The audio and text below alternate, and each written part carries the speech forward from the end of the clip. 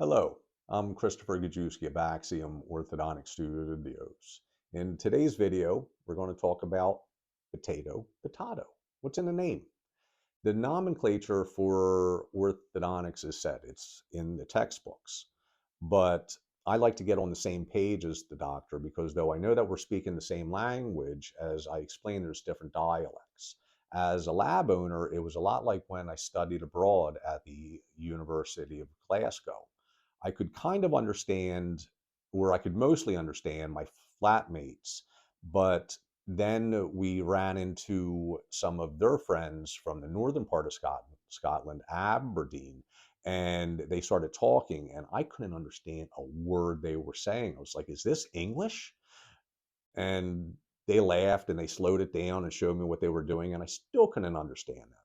So, as a lab owner, I try to get on the same page with the doctor and learn their dialect as quickly as possible so that they get exactly what they want, which is why I insist now on EZRX because it's a clear, concise way to send in a prescription.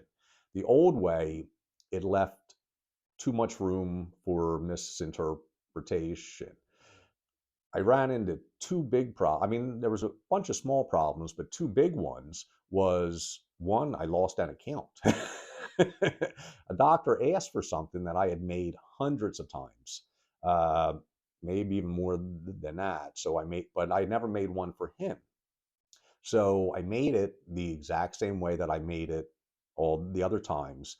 And he actually called me up at home on my day off before I had had my coffee and started screaming at me because it wasn't what he wanted and and that conversation did not go all that well.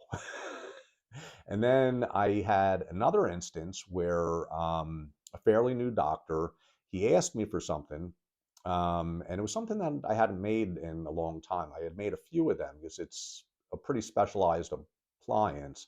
So I made it for him, sent it to him, and then I get a text saying that it wasn't what we wanted. It wasn't that wasn't even close to what he asked for. So I went into the orthodontic textbook and took a picture of the appliance and sent it to him. And then he wrote me back, apologized.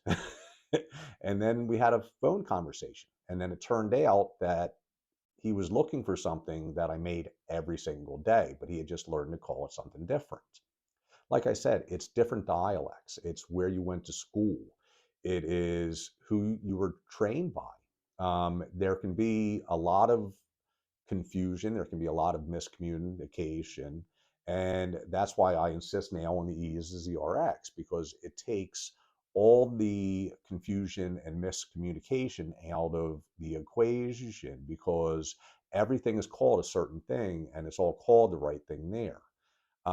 If you have any problems with what's on there or trying to find what you want and what you are looking for, let me know because I can call it whatever you want. I can name the template whatever you want and have that as your template, but it's going to appear on my screen as exactly what you want.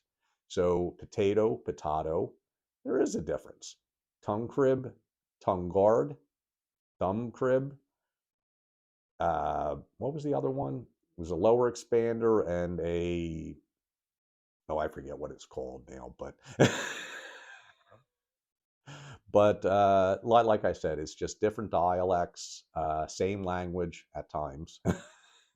And I'm just trying to get on the same page, and you should be on the same page as your lab. So if you're starting with a new lab, just get on the same page because I've seen that as well where and I hear it from other lab owners that when they get a new account that there's always that miscommunication because they're so used to dealing with the lab and the lab understands them, that when they switch then everything you go through this process of getting to know each other. So just having a conversation and talking about it will really speed things up.